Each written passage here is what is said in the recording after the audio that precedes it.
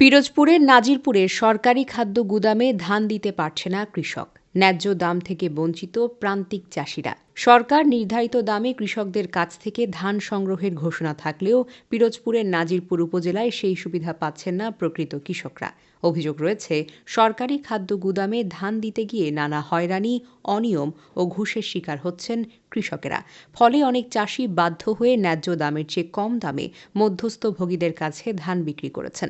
1000 টাকা মন কিনে হেরা নিয়ে দেয়, আমরা দলীয়ভাবে আমরা দিতে পারি না। আমার গোটেন্দা ঘুষ চায়, নানান ঘোরা লাগে, ঘুরিয়া তো সে কিষান কামাই দিয়ে ঘোরা যায়, কবে শুকায় নাই, তা ভিজা তা সিডা হেকোতায় ঘুষ দিলে এবার হেকোতায় সিডে থাকে না। এরা কিনে নিয়ে বেসে, আমার তো অনেক ক্ষতি হয়ে যাচ্ছে, আমরা তো মরিয়ে যাবো।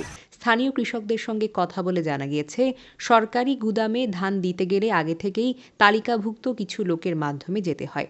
সরাসরি গুদামে ধান নিতে অনীহা দেখানো হয় বলে অভিযোগ কৃষকদের। অনেক ক্ষেত্রে নির্ধারিত দামের চাইতেও কম দামে ধান গ্রহণ করা হচ্ছে। গোডাউন থেকে যারে যারে দিতে বলে তারাই দিতে পারে, সরাসরি আমাদেরকে দেওয়ার কোনো সুযোগ। কৃষকরা যদি ঠিক মতন পাইতো, দাম পাইতো, তো দিতে পারতো, ফলে কৃষকের অনেক উপকার হতো। মনে করেন 100 টাকা, 50 টাকা, 100 টাকা করে বেশি পাইতো, যে মূল্য থাকে তার চাইতে 100 টাকা বেশি পাইতো। একাধিক কৃষক অভিযোগ করে বলেন, সরকারি খাদ্য গুদামে ধান দিতে গেলে প্রতি মণ ধানে নির্দিষ্ট অঙ্কের টাকা ঘুষ দাবি করা হয়। ঘুষ না দিলে নানা অজুহাতে ধান ফেরত দেওয়া হয় বা পরে আসতে বলা হয়।